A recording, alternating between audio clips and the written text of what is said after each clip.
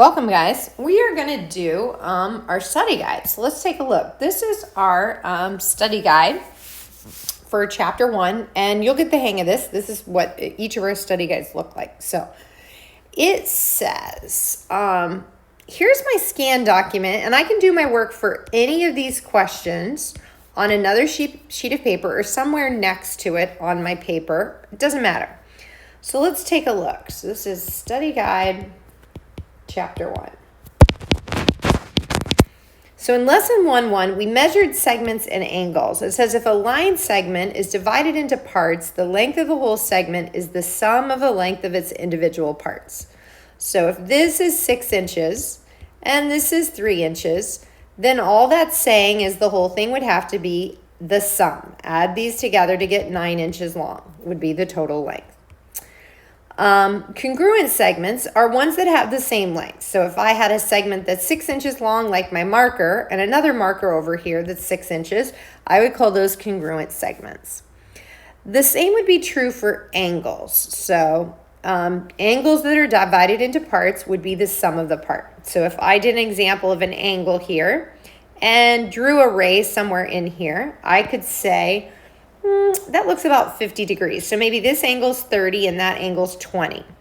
So all I'm saying there is that this angle measure 1, the measure of angle 1, plus the measure of angle 2 would be the measure of the whole thing added up.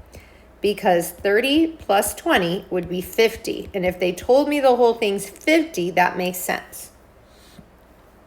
Congruent angles. Okay, well, congruent just means equal measurement. So that would mean an example. Let's say if this was 60 degrees and this is also 60 degrees, I could say those are both congruent. Okay. We also learned how to make arcs. So if they had an angle here and it had one arc, and this one also had one arc, that'd be another way to show congruent angles. So we can show congruent angles with measurements, or we can show them with arcs. Now we can use tick marks on congruent angles. So these lines right there would mean equal in length.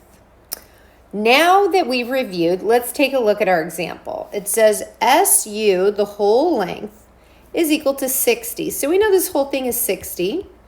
And then we know that the part on the left plus the part on the right should add up to 60. So that's all this is saying.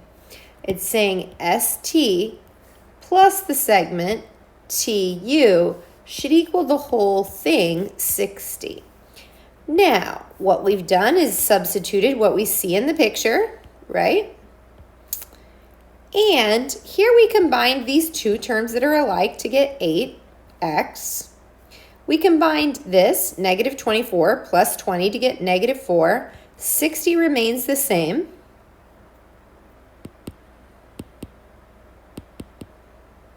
So if I add 4 on both sides, that's how we got 64 is 8x. And if I divide 8 on both sides, that's how I got 8.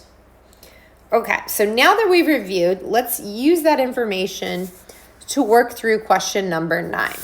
Okay, so I need a little bit of room. I'm going to have to, maybe you're working on the rest of the paper, but I'm kind of out of room here. So I'm going to try to work this question up here. Give myself a little bit more room. All right, it says LN is 45. So the whole thing is 45.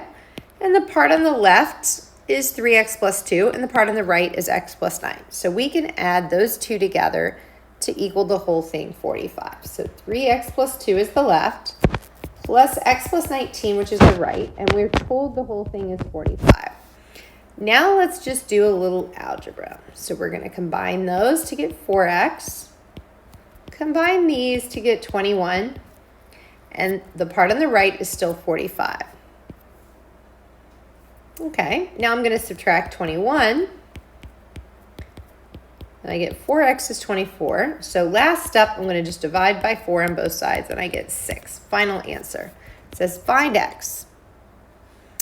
The next question is a little bit different. It says find QS. So QS is the whole thing. Now, last time they told me the whole thing was 45, so I wasn't really solving for the whole thing. This time I'm solving for the whole thing, QS, right? And it says RS happens to be 27. So this one we can deal with a little bit different. This one, RS, I think I'm just going to write it right here. RS, we know is 27. We also know RS is 12x minus 21. So we can use this equation to solve. Okay. So I'm going to add 21 to both sides. And divide by 12 on both sides. And we get, I think that's 4. Yeah, 48 divided by 12 is 4. Now, they didn't really ask for x, but this will help me solve it. It says, what is QS? So look at this. I know x is 4, so this is, I can substitute in a 4. And here, x is 4. So to figure out the whole thing, I have 9 times 4. And I have 12 times 4 minus 21. Okay, so let's figure out what the whole thing would be.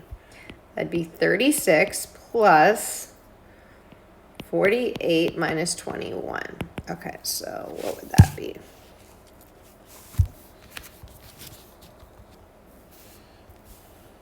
(36 plus 48 minus 21). 63. Okay, so that's my final answer, 63. Now, it says using the picture here, so let's zoom in. It says using the picture here, if EBG is 60, EBG is 60, and FBG is 2 times the measurement of EBF. Then find the measurement of EBF. Okay. So let's take a closer look at this. This is 60, right? And this one, FBG,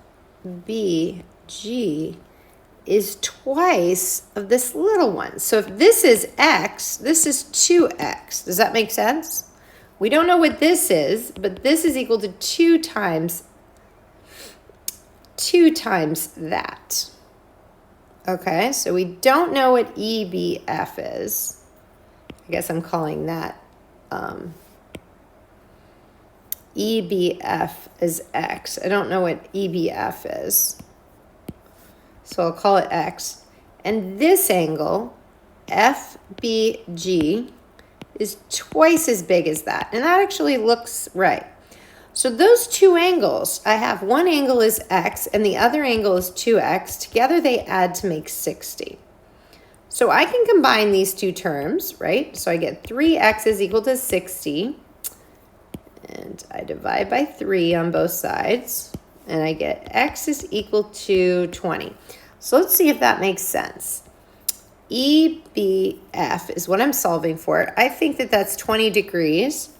So let's substitute that in. If that's 20 and 2 times that is 40, yeah, is 20 plus 40 equal to the whole thing 60. And that should make sense.